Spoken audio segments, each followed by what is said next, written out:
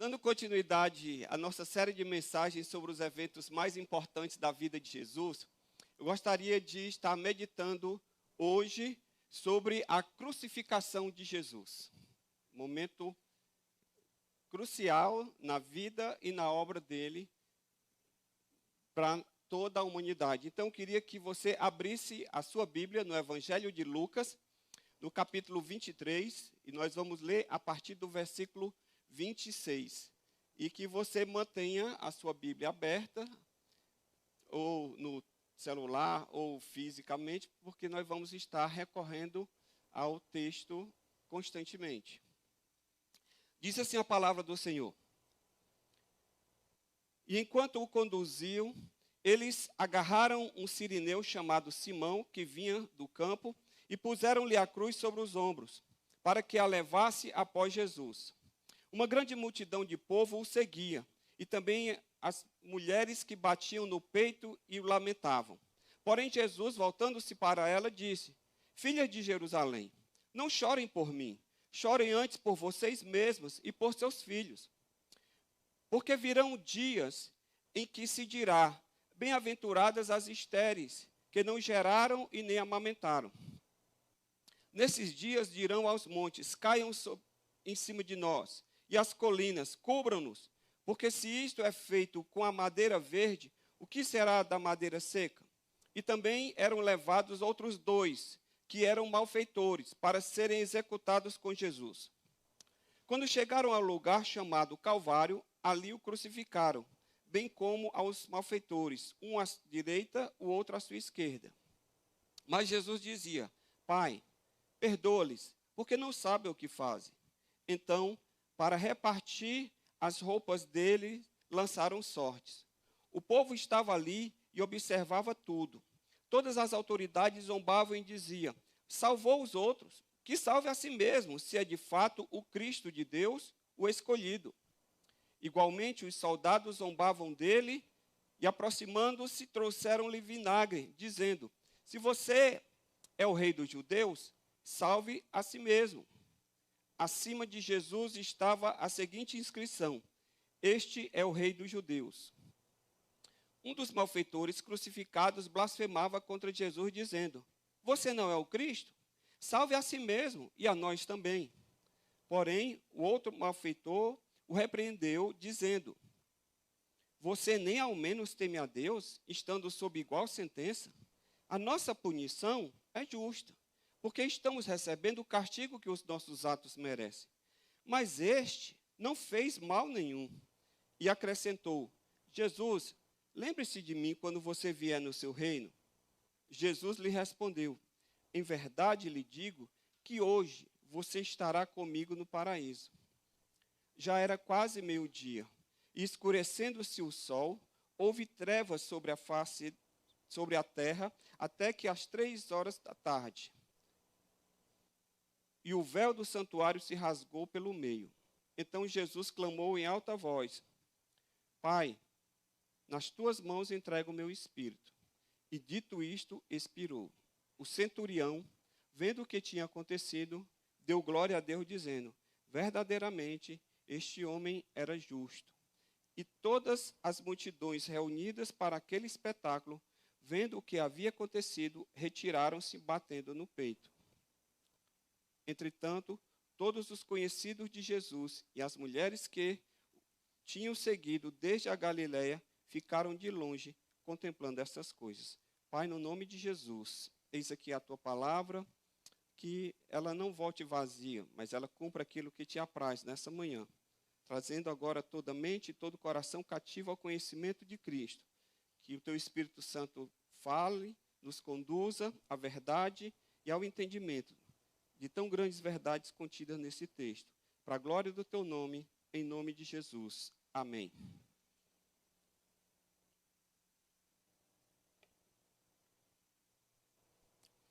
A morte por crucificação era uma das formas de punição da lei romana contra os criminosos.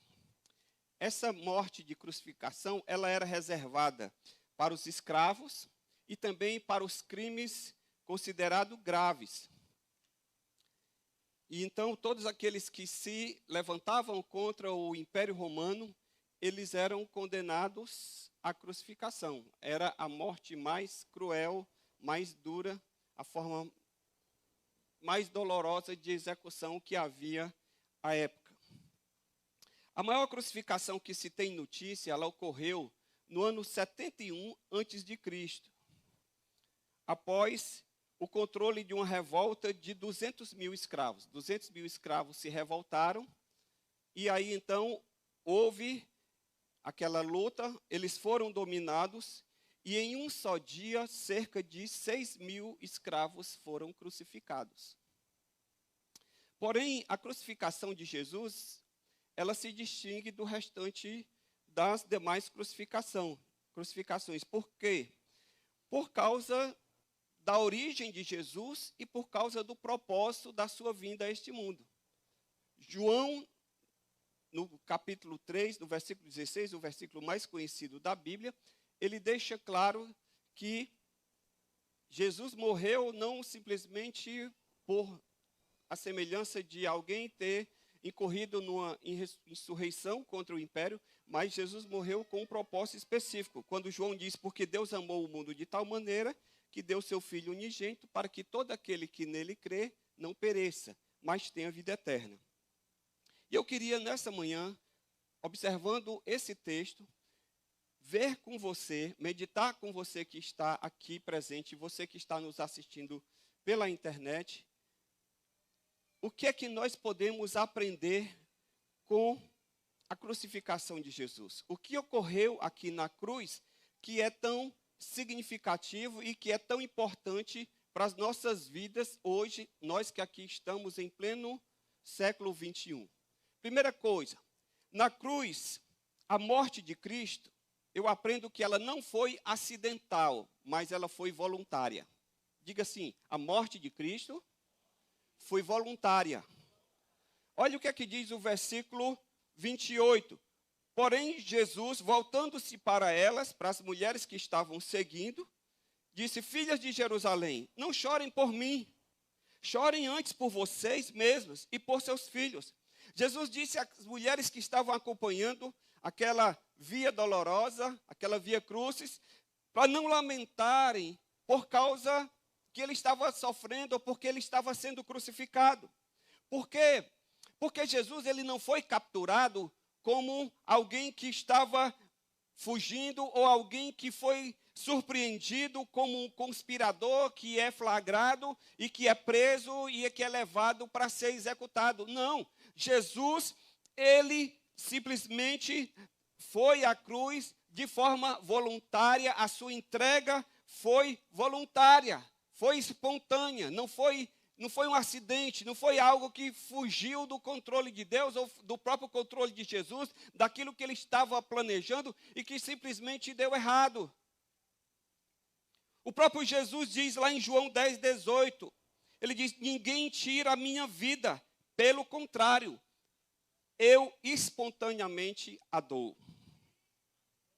Foi por isso que Jesus ele caminhou de forma tão resoluta, de forma tão decidida, para Jerusalém, durante a Páscoa, que foi a época em que ele foi crucificado, mesmo sabendo de tudo aquilo que lhe aguardava, do sofrimento que aguardava pela sua vida ali, aquilo que ele iria padecer, ele foi resolutamente, decididamente, por quê? Porque ele foi de forma voluntária. Jesus tinha uma motivação, Jesus tinha uma razão de ir enfrentar aquele sofrimento.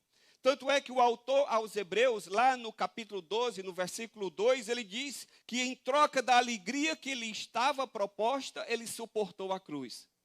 Então Jesus, quando ele foi à cruz, ele foi pensando na alegria de ver a vida redimida, de ver o pecador salvo, de ver pessoas que estavam afastadas de Deus, voltando ao aprisco do Pai. Então foi isso, Jesus mirou e disse, eu vou e dou voluntariamente a minha vida por esta causa.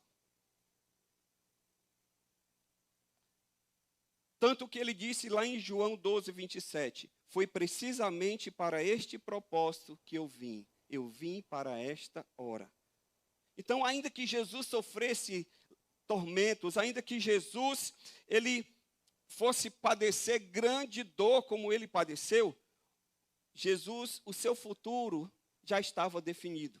Jesus, antes de morrer na cruz, ele já sabia o que lhe aguardava. Tanto que o autor aos Hebreus, também no capítulo 12, do versículo 2, diz que depois que ele morreu e que ele ressuscitou, e que ele, sem se importar com a vergonha e o insulto que ele sofreria na cruz, ele agora está sentado à direita do trono de Deus.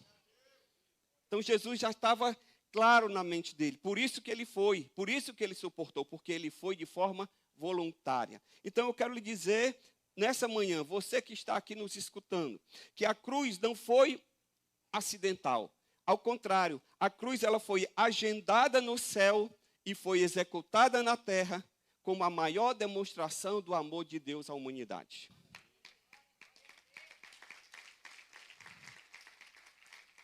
Então entenda, às vezes as pessoas olham para o crucifixo e veem ali Jesus, ou então veem um filme da Paixão de Cristo e ficam se lamentando e dizem, o bichinho sofreu tanto, foi um mártir. Jesus não foi um mártir. Jesus deu voluntariamente a vida dele por mim e por você. Segundo, na cruz, Deus demonstrou que ele não abandonou a sua criação, deixando-a à mercê da sua própria sorte. No versículo 33, está dito, quando chegaram ao lugar chamado Calvário, ali o crucificaram, bem como aos 2 malfeitores, um à sua direita e outro à sua esquerda. O que é isso, pastor? É que Jesus, ao ser crucificado entre os 2 malfeitores, ele estava ali cumprindo uma profecia. Ele estava ali fazendo algo que já havia sido programado por Deus e que havia sido profetizado 700 anos antes da sua vinda a essa terra, por meio do profeta Isaías. Quando Isaías diz lá no capítulo 53, no versículo 12, que ele derramou a sua alma na morte e foi contado com os transgressores. Então Jesus, quando ele estava sendo crucificado entre os transgressores, ele estava cumprindo essa profecia de Isaías, 700 anos. Então, quando o homem pecou, desde a queda de Adão lá no Éden, a crucificação de Jesus ela já estava programada. Porque Deus ele não abandona a sua criação. Deus poderia ter dado de ombros, ter virado as costas para Adão e disse, você pecou, você tinha todas as condições favoráveis, e você simplesmente desconsiderou a minha vontade, pois então que agora fique aí. Pois então que agora arque com as suas consequências. Não, mas o Senhor lá em Gênesis 3,15, ele já fez uma promessa de que um dia viria aquele que esmagaria a cabeça da serpente. E foi o que Jesus fez aqui na cruz. Sabe por que Jesus foi para a cruz? Porque Deus, ele não abandona a sua criação. Estão errados os deístas. O que é que dizem os deístas? É que Deus pode até ter criado o mundo, mas ele, a semelhança de um relojoeiro, que cria um relógio e dá aquela corda inicial, aqueles relógios automáticos, é claro, e dá aquela corda inicial, e depois o relógio fica trabalhando por si mesmo, assim também os deístas dizem, Deus pode até ter criado o mundo, mas ele simplesmente deixou o mundo à sua própria sorte. E Jesus, ele vem à cruz para dizer ao mundo que Deus não abandonou a sua criação. Sabe qual a diferença de Deus para os deuses da mitologia grega? É que os deuses da mitologia grega, eles entendiam o quê? Que os deuses eles estavam muito ocupados. Hércules, digam mais o nome aí dos outros. Zeus, Vênus, eles estavam muito ocupados com os assuntos da própria divindade, que eles não se envolviam com os assuntos da terra. Ele diz, olha, deixe os humanos lá, deixe eles se virarem, deixe eles resolverem, porque nós temos muitos assuntos internos aqui com que nós nos preocuparmos. E por isso que não havia uma comunicação, por isso que não havia relacionamento entre aquele que cria nesses deuses e os próprios deuses. Por quê? Porque não havia essa comunicação. Já com Deus não. com o Deus criador dos céus e da terra, que a Bíblia diz lá no princípio de Gênesis 1, ele quando vê a sua criação, fugindo do plano, fugindo do propósito, fugindo do alvo que ele tinha estabelecido, rapidamente ele providencia um meio de nos trazer de volta a ele. Sabe por quê, queridos? Porque o plano de redenção foi arquitetado por Deus, porque Deus nos ama e porque ele tem prazer em relacionar-se conosco. Você sabia que Deus te ama? Você sabia que Deus ama você? Ainda que ninguém te valorize. Nós estamos vivendo época de eleição. E na eleição todo mundo tem valor. Prestaram atenção? Você tem valor até você votar. Eu sou do interior, meu pai foi político a vida toda, eu cresci nesse ambiente. E é muito típico no interior, as pessoas no dia da eleição, elas se cumprimentam na rua e dizem assim, e aí, já votou? Aí eu falando de já, ele disse, já perdeu o teu valor. Ganhou o quê? Uma dentadura, um milheiro de tijolo, telha, e assim vai. Todos têm valor.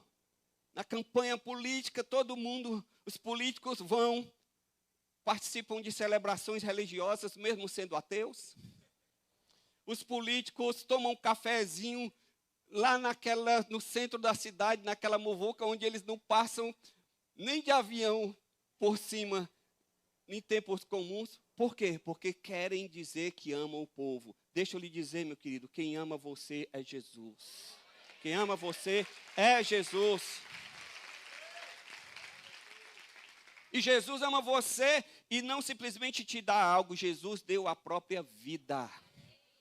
Existe maior amor do que esse de alguém dar a sua própria vida? Não existe.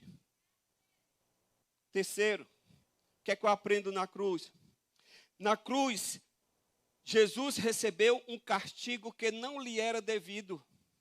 No versículo 41, um dos malfeitores diz, olha, a nossa punição é justa, porque nós estamos recebendo o castigo que os nossos atos merecem. Mas este não fez mal nenhum. Os malfeitores estavam ali para pagar pelas suas transgressões. Por quê? Porque eles viveram à margem da lei e estavam colhendo o resultado dos seus pecados. Porém, Jesus nada fez para que merecesse esse tratamento. Mas Jesus levou sobre si o pecado. Quando pecou, Adão, como representante da raça humana, para você entender, ele colocou todos os seus descendentes em uma situação de alienação e de inimizade contra Deus. Consequentemente, toda a humanidade agora está afastada de Deus, merecia a punição pelo seu pecado. E Paulo diz isso lá em Romanos, no capítulo 6, versículo 23, porque o salário do pecado é a morte. Lá em Efésios, no capítulo 2, versículo 1, Paulo diz, e lhes deu a vida quando vocês estavam mortos em suas transgressões e pecados. Portanto, Jesus, por meio da cruz, ele promoveu o que nós chamamos em teologia de a expiação do pecado. Pastor, o que significa expiação? Espiar não é olhar se espia, menino. Não, não é isso. Não é espiar com S, é expiação com X. Expiar significa pagar crimes ou faltas, sofrer as consequências. Então, o texto está dizendo o seguinte, que quando Jesus expiou os nossos pecados, está dizendo que ele pagou pelos nossos pecados. Ele recebeu em si as consequências do nosso pecado. Essa palavra expiação, no Antigo Testamento, ela está muito ligada aos sacrifícios dos animais que eram feitos por causa dos pecados humanos. Um animal, ao ser sacrificado por causa do pecado, ele estava substituindo o ser humano e recebendo o castigo divino. O castigo que lhe era devido ao ser humano, então ele levava diante do sacerdote um animal, era assim que funcionava o sistema de sacrifícios, e então ele colocava a mão sobre o animal e ele simbolicamente, ele transferia os pecados dele para aquele animal. E porque aquele animal havia recebido os pecados do ofertante por meio da imposição de mãos, então agora o animal ele era sacrificado porque o salário do pecado é a morte. Então o cordeiro era entregue. Daí, esse ato, hoje, ele deu origem ao que nós chamamos na expressão de bode expiatório. Já ouviram essa expressão? Bode expiatório é quando uma pessoa, ela recebe a culpa no lugar de outra. A pessoa diz assim, ó, rapaz, fulano de tal ali é só um bode expiatório. O culpado mesmo é o outro. Aquele ali é o também chamado boi de piranha. Né? Ele recebeu uma culpa que não lhe era devida. Por quê? Porque essa ideia veio exatamente do Antigo Testamento, da ideia de um animal sofrer no lugar de um ser humano. Após o sacrifício, então, de a pessoa ter colocado as mãos sobre o animal e o animal ser sacrificado, essa pessoa, simbolicamente, ela então estava livre da condenação merecida. E Jesus, ele morreu na cruz por um castigo que não lhe era devido, exatamente para receber sobre si o meu e o seu pecado. Por isso que Hebreus 10:4 diz, porque é impossível que o sangue de touros e de bodes remova pecados. Por que Jesus precisou morrer? Porque aquele sistema de sacrifícios, ele era falho. Ele apenas apontava para uma realidade que iria se cumprir na cruz. Porque naquele sistema de sacrifício, era um animal morrendo no lugar de um ser humano. Era uma espécie morrendo no lugar de outra. Quando Jesus vem, ele se encarna, ele assume a forma humana, ele se identifica conosco. Então agora, quando Jesus vai à cruz e morre, é alguém da mesma espécie morrendo no lugar de outro. Por isso que agora o sacrifício dele é um sacrifício perfeito, porque não é mais uma espécie substituindo a outra, mas é alguém da própria espécie pagando pelo pecado de outro. Você entende a importância de Jesus ter se encarnado e ter ido à cruz, porque ele veio, assumiu a forma humana, ele veio exatamente com esse propósito, para esse fim, para esse objetivo. Então, esses sacrifícios que aconteciam antigamente, eles eram apenas símbolo do perfeito sacrifício que expiaria, que pagaria de uma vez por todas os pecados de toda a humanidade. Por isso que em Hebreus, no capítulo 9, no versículo 26, diz que ele se manifestou uma vez por todas, para aniquilar o pecado por meio do sacrifício de si mesmo. Jesus, por meio do sacrifício de si mesmo na cruz, ele aniquilou o pecado. Ele recebeu a culpa. Então, deixa eu lhe dizer uma coisa. Não importa o quão culpado ou digno de condenação você seja hoje, Cristo morreu no seu lugar, levando sobre si a condenação do seu pecado. Por isso que o pastor falou há pouco aqui, que aqui é espaço para todo mundo, porque todos que aqui chegarem podem ser objeto do amor, da graça e do perdão de Deus, estendido por meio da cruz de Cristo. Aqui, quando você olhar para essa cruz, você vai lembrar, eu que era para ter sido crucificado. Mas Jesus assumiu e foi à cruz. Mas olhe para a cruz e veja que Jesus também não está lá, porque ele ressuscitou ao terceiro dia. Glória a Deus, toda honra, toda glória, todo louvor a ele. Aleluia. Então, não importa quão indigno, quão pecador, quão sujo, quão feia seja a sua situação, quão pregressa tenha sido a sua vida até aqui. Eu quero lhe dizer que em Cristo há perdão, a salvação, a transformação, a vida nova esperando por você nessa manhã, porque Cristo pagou, ele levou sobre si o seu e o meu pecado, levou uma condenação que não lhe era devida, para que agora, pela fé nele, no seu sacrifício, nós possamos ter liberdade e salvação e cura para nossas vidas. Quarto, na cruz, Jesus demonstrou que veio ao mundo para perdoar os pecadores. No versículo 34, Mas Jesus lhes dizia: Pai, perdoa-lhes, porque não sabem o que fazem. A primeira palavra de Jesus na cruz foi de perdão. Sabe por quê? Porque o pecado humano afronta a santidade de Deus.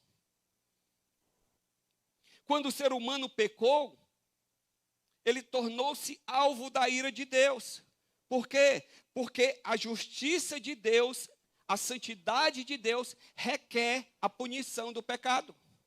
Deus é santo, e ele não coabita, e ele não coaduna, e ele não concorda com o pecado. A santidade de Deus, ela é atacada, ela é afrontada toda vez que o pecado acontece.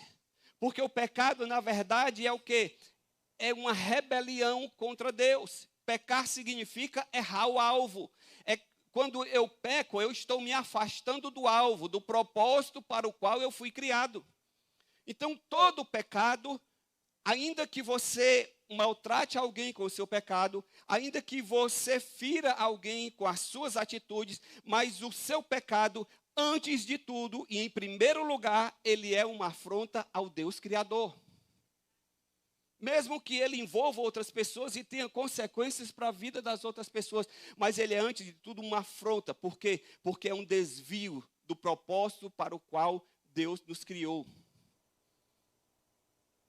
E aí, quando o ser humano peca, ele se torna alvo da ira de Deus. É por isso que o apóstolo Paulo diz, lá em Romanos, no capítulo 1, versículo 18, a ira de Deus se revela do céu contra toda impiedade e injustiça dos seres humanos, que por meio da sua injustiça suprimem a verdade. E Paulo completa lá em Efésios 2:3. Entre eles também nós andávamos no passado, segundo as inclinações da nossa carne, fazendo a vontade da carne e dos pensamentos. E éramos, por natureza, filhos da ira também como os demais. Então, deixa eu lhe dizer para você entender.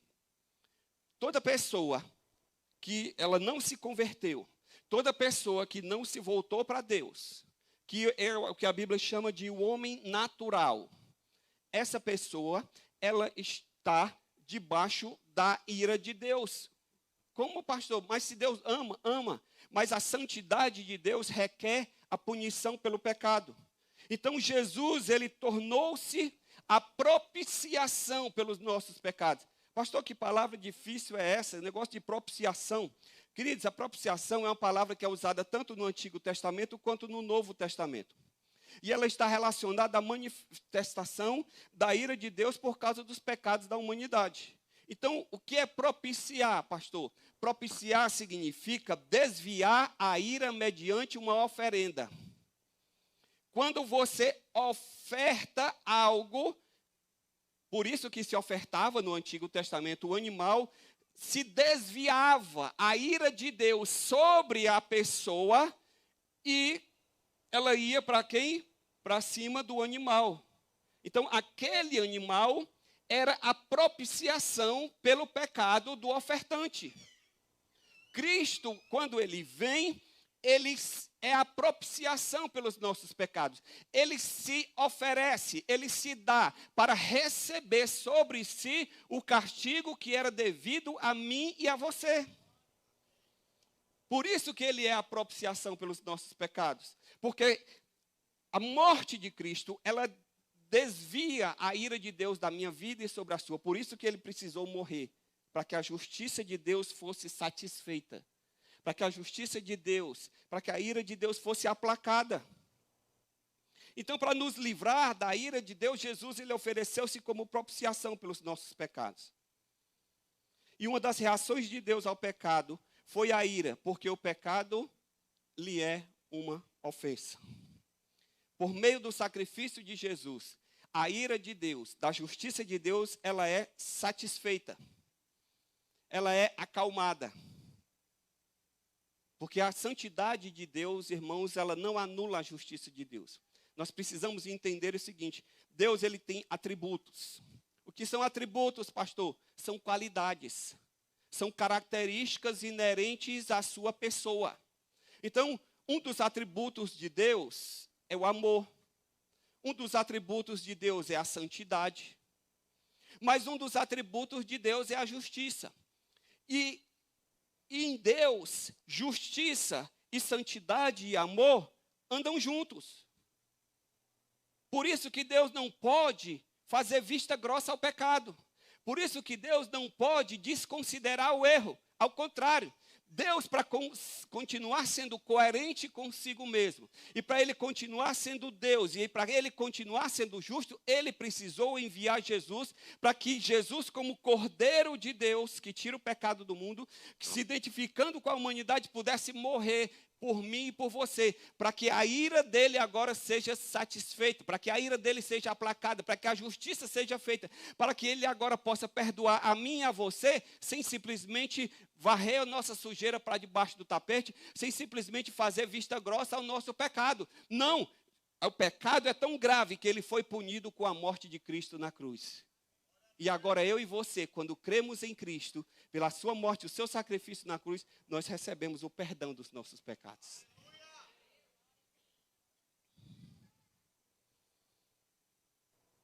Paulo diz em Romanos, a quem Deus apresentou como propiciação no seu sangue mediante a fé. Pela fé, no seu sacrifício, Jesus se torna a propiciação. Ele leva sobre si o meu e o seu pecado, e a ira de Deus, pela fé nele, é desviada de nós. Jesus, quando ele vai à cruz, ele estava ali cumprindo a sua missão. Não foi um erro, não foi um erro de estratégia, não foi uma falta de planejamento. Ao contrário, quando Jesus ele vai à cruz, ele vai exatamente cumprir o que a sua identidade já estabeleceu. Porque quando Jesus foi nascer, o anjo apareceu para Maria, lá em Mateus, no capítulo 1, no versículo 21, que o anjo disse, olha, você vai pôr o nome dele de Jesus, porque ele salvará o povo dos pecados dele. O nome de Jesus significa Salvador. Então, ele trazia no seu nome a sua missão. Então, ele veio com esse propósito, para salvar o povo dos seus pecados. E aí, agora, nós podemos ter o perdão de Deus na nossa vida. Então não importa quão terrível seja o seu pecado, a morte de Cristo é um meio providenciado por Deus para lhe proporcionar perdão. Amém? Você pode agradecer a Deus por isso? Aleluia, glória a Deus.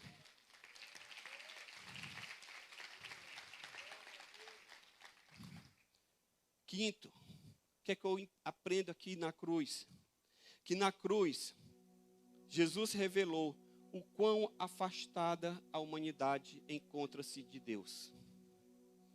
No versículo 39, diz, um dos malfeitores crucificados blasfemava contra Jesus, dizendo, você não é o Cristo? Salve-se a si mesmo, salve a si mesmo, e a nós também. Versículo 40, porém o outro malfeitor o repreendeu, dizendo, você nem ao menos teme a Deus, estando debaixo de igual sentença? Queridos, a cruz revelou o estado de separação em que nós estamos de Deus por causa do nosso pecado. Isaías, que havia profetizado a vinda de Jesus e a sua morte na cruz, que seria ali naquele momento crucificado entre os malfeitores, o próprio Isaías, no capítulo 59, ele diz assim, as nossas iniquidades, 59, 2, as nossas iniquidades, as iniquidades de vocês fazem separação entre vocês e o seu Deus. Os pecados que vocês cometem o levam a esconder o rosto de vocês. Então, entenda, o nosso pecado, a humanidade foi separada de Deus, do propósito de Deus, por causa do pecado. Portanto, esse relacionamento que Deus criou para nós nos relacionarmos com Ele e vivermos para a sua glória, ele foi desfeito, ele foi cortado, ele foi rompido. E Deus precisava trazer de volta o ser humano a esse relacionamento com Ele. E por causa disso, Ele mandou Jesus, para que Jesus pudesse reconciliar o ser humano novamente a Deus. Por meio da morte de Cristo, por causa da expiação que Ele fez, ou seja, do pagamento pelo nosso pecado, e por causa da propiciação que Ele promoveu por meio do desvio da ira de Deus sobre nós, agora nós podemos nos aproximar de Deus. e ter comunhão com Ele. É isso que Paulo diz lá em Romanos 5:11. O nosso Senhor Jesus Cristo, mediante o qual nós recebemos agora a reconciliação. E Paulo completa lá em 2 Coríntios 5:18, nos reconciliou consigo mesmo por meio de Cristo. Versículo 19, Deus estava em Cristo reconciliando consigo o mundo. Ei, a humanidade estava afastada de Deus? Sim, mas Deus providenciou a reconciliação. Interessante que Deus, ele é ofendido no relacionamento, e geralmente no relacionamento a pessoa ofendida, ela fica lá encastelada na sua razão. Ela diz, não, eu não fiz errado, ele que me agrediu, ela que me insultou, ele que me ofendeu, então que ele venha pedir perdão. Não é assim que geralmente o ser humano faz? Mas Deus não fez isso. Deus poderia ter dito, é assim? Lavo as mãos, igual Pilatos fez. Não. Deus providenciou o meio de reconciliação. Por meio de Cristo. Quando você lê Lucas no capítulo 15, você tem a parábola da ovelha perdida, a parábola da moeda perdida e a parábola do filho perdido, que é o famoso filho pródigo. Todas essas parábolas foram contadas com um propósito de que, para dizer que alguém estava perdido, distante, mas que foi encontrado, foi reaproximado. É assim que Deus faz. Irmãos, não importa o quão distante você se encontre de Deus hoje, por meio da morte de Cristo, há reconciliação disponível para você com Deus. Há reconciliação. Você pode estar se sentindo acusado. Satanás é mestre em acusação. E às vezes a pessoa peca. E a primeira coisa que vem diz, tu não serve nem para ser crente. Está vendo que não dá certo? Tu promete e não cumpre. Tu vai lá no altar e se arrepende, mas depois tu falha novamente. Deixa eu lhe dizer, essa voz de acusação não vem de Deus. A voz de Deus para você é reconciliação. A voz de Deus para você é amor. A voz de Deus para você é de perdão. A voz de Deus para você é de acolhimento. Porque que na cruz Jesus mostra quão distante a humanidade está dele. Porque os dois malfeitores, eles são bem representativos da humanidade aqui na cruz. O primeiro malfeitor, ele demonstra o estado de alienação. Já o outro demonstra uma atitude de arrependimento e de uma aproximação de Deus. O primeiro malfeitor morreu impenitente porque ele não se arrependeu.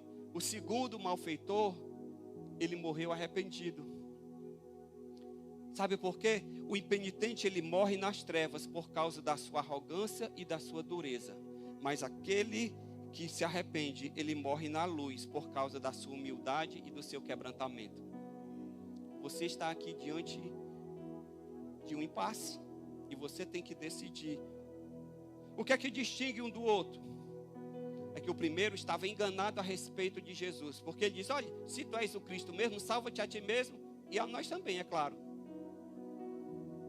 Ele não entendeu que estava diante do Salvador e desperdiçou a oportunidade. Já o outro, ele teve os seus olhos abertos e ele teve o seu coração tocado. Tanto é que no versículo 40 diz que ele temeu a Deus. Ele disse, você nem ao menos temes a Deus? Ele reconheceu o seu pecado porque ele diz, nós estamos recebendo o castigo que nos é devido, porque os nossos atos merecem. E ele reconheceu que Jesus era o Salvador e Rei, porque ele disse, Senhor, quando estiveres no teu reino, lembra-te de mim. E por último, ele também clamou a tempo, na última hora, porque dali eles não sairiam com vida. Mas naquela última hora, ele disse, Senhor, lembra-te de mim. Jesus disse o quê? Hoje mesmo estarás comigo no paraíso. Enquanto há vida, enquanto há fôlego de vida, há esperança. Enquanto você está respirando, você pode se voltar para Deus. Agora deixa eu lhe dizer, depois que você morre, depois que você, no linguajar popular, bate as botas, veste o paletó de madeira, vai para a terra do pé junto, meu querido, não tem cerimônia, não tem encomenda, não tem nada que possa fazer mudar o seu destino eterno. O seu destino eterno, ele é estabelecido aqui, enquanto você está aqui. Então, deixa eu lhe dizer, ainda há tempo. Ainda há tempo. Se você está entre aquela parte da humanidade que está afastada de Deus, eu quero lhe dizer que ainda há tempo para você hoje. Hoje, se ouvir a sua voz, não endureça o vosso coração. A semelhança do malfeitor arrependido, reconheça o seu pecado, seu estado de pecador. Arrependa-se enquanto é tempo, para você ser alcançado pela misericórdia e receber a salvação em Cristo Jesus. E por fim, a morte na cruz me ensina que a morte de Cristo foi eficaz por causa dos efeitos que ela produziu.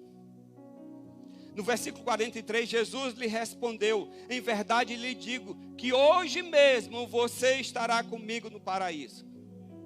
Para a gente entender melhor o porquê da morte de Cristo foi tão eficaz e produziu efeitos, nós precisamos conhecer mais a fundo a questão do pecado e das suas consequências. Nós precisamos entender que o pecado, ele não apenas nos separa de Deus, mas ele nos escraviza. Além de afastar a humanidade de Deus, o pecado, ele também mantém a humanidade cativa a Satanás. Tanto é que em João 8,34, Jesus respondeu: em verdade te digo, todo aquele que comete pecado é escravo do pecado. Quando você peca, você se escraviza ao pecado. Assim como Satanás conseguiu legalidade, conseguiu direito ao derrotar Adão ali. Toda vez que você também vive no pecado, você se torna escravo do pecado. Paulo diz lá em Romanos 7,14, sou carnal, vendido à escravidão do pecado. Esse é o estado em que o ser humano se encontrava.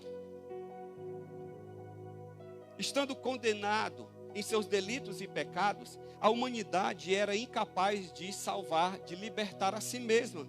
Por isso precisava de redenção, de um redentor. Pastor, o significado de redenção? O significado de redenção, ele pode ser muito bem expresso pela palavra resgate. Talvez você não entenda muito bem o sentido de redenção. Tem gente que acha que redenção é aquela cidade lá no interior do Ceará. Também tem o nome dessa cidade. Mas redenção significa resgate. No mundo antigo, havia muitos escravos. E um escravo, quando ele era resgatado, quando ele era comprado e ele era dado a ele a carta de alforria, ele era redimido. Havia a redenção daquele escravo, e a partir dali ele passava a ser livre. Hoje nós não vivemos mais na escravidão, e nós temos dificuldade às vezes de entender esse conceito, mas existe um conceito que está bem claro, uma realidade que é bem clara para nós. Sabe o que é? É quando uma pessoa ela é sequestrada. O que é que acontece? O que é que o bandido faz? Liga para a família e pede o quê? Resgate. Ele diz: ó, eu liberto mediante um pagamento. Se você pagar o resgate, eu libero. Jesus, ele veio pagar o resgate para nos libertar. Entende? O sangue de Cristo foi o preço pago por Deus ao diabo pela liberdade dos seres humanos cativos. Por isso que Jesus, quando morre, ele vai lá no inferno e toma as chaves da morte e do inferno, para dizer que a partir de agora você perdeu a autoridade. Paulo diz: nenhuma condenação há para os que estão em Cristo Jesus. Então, se você está em Cristo, é nova criatura. Você não precisa fazer quebra de maldição, amém? Não precisa ficar fazendo regressão. Ah, foi o meu avô, meu tataravô, que um dia participou de uma sessão e fez uma consagração, e a partir dali a minha família nunca mais prestou. Gente, deixa eu lhe dizer, se você está em Cristo, o sangue de Cristo quebra toda maldição. Nova criatura, nova história. A morte de Cristo produziu um efeito espetacular e definitivo. Marcos 10, 45, o próprio Filho do Homem não veio para ser servido, mas para servir e dar a sua vida em resgate de muitos. Jesus pagou o preço. É por isso que Paulo diz em Efésios 1:7, nele temos a redenção. Em Colossenses 1:13, ele nos libertou do poder das trevas. Em 1 Timóteo 2:5, deu a si mesmo em resgate por todos. Quando Jesus ele diz aqui no versículo 43, hoje mesmo estará comigo no paraíso, Jesus está, em outras palavras, garantido vida eterna, porque ele agora iria estar com Cristo para todo sempre. Jesus está garantindo salvação gratuita, porque ele não precisou pagar nada, o ladrão não tinha como pagar. Ainda que ele tivesse fruto do roubo dele guardado para usufruir depois, mas ele não tinha como descer da cruz e dizer, ó, Senhor, dá um jeitinho aí, porque depois tem um resgate ali que a gente se acerta. Não. A salvação foi gratuita e foi imediata, porque Jesus disse, hoje mesmo. Entende? Quando Deus salva naquele momento, no momento que você entrega a sua vida a Jesus, no momento em que você clama para Ele, Ele vem com salvação imediata. A salvação a gente começa a viver hoje, quando a gente entrega a nossa vida a Cristo. Às vezes a gente chega para uma pessoa e diz, olha, você tem certeza da sua salvação? A pessoa diz, olha, eu estou fazendo por onde? Outros dizem, Deus é quem sabe. No futuro, a gente que vai saber. Não. Jesus disse, ó, eu te dou vida eterna, hoje mesmo estará comigo no paraíso. E sabe outra coisa que Jesus ofereceu? Comunhão. Aquele malfeitor, ninguém queria nada com ele, por isso que ele estava executando. Jesus disse, ó, você agora é dos meus, você agora é acolhido no reino do Pai. A morte de Cristo produziu efeito eficaz. E pela morte na cruz, para terminar, o véu foi rasgado, porque no versículo 45 diz, e o véu do santuário se rasgou pelo meio. Significa o quê? Que aquela vigência daquela lei cerimonial judaica dos sacrifícios foi abolida. Porque no Antigo Testamento tinha aquele véu que separava o santo dos santos, e só o sacerdote podia entrar uma vez por ano para oferecer sacrifício pelos seus próprios pecados e pelo povo. Agora o Senhor rasgou de alto a baixo, não foi de baixo para cima, um ato do homem, foi um ato de Deus, de cima para baixo, para dizer que agora todos nós temos acesso à presença de Deus. Você não precisa de um sacerdote. O pastor pode orar por você, amém, o irmão pode orar por você, o canela de fogo pode orar por você, pode. Mas deixa eu lhe dizer, a sua oração é tão eficaz quanto, porque muito pode a oração de um justo em seus efeitos.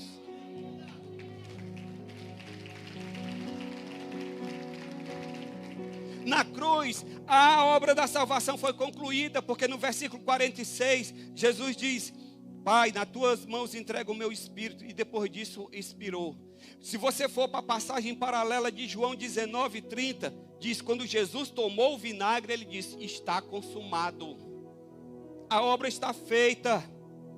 Inclinando a cabeça, entregou o seu espírito. O preço foi pago por Cristo, e agora basta a fé no seu sacrifício vicário, no seu sacrifício substitutivo. Ele pagou o preço e de forma definitiva. Está consumado, não precisa mais. Você não precisa fazer promessa, você não precisa fazer penitência, você não precisa chicotear e dizer, olha aqui Deus, eu estou arrependido dos meus pecados. Não. Toda chicotada já foi sobre Cristo. A obra está consumada. Não precisa repetir a cada ceia. Nós não estamos matando Cristo. Quando nós celebramos a ceia, nós não estamos, como alguns dizem, executando Cristo novamente, como alguns creem. Nós estamos apenas um memorial daquilo que Ele fez de forma definitiva e plena, uma vez por todas.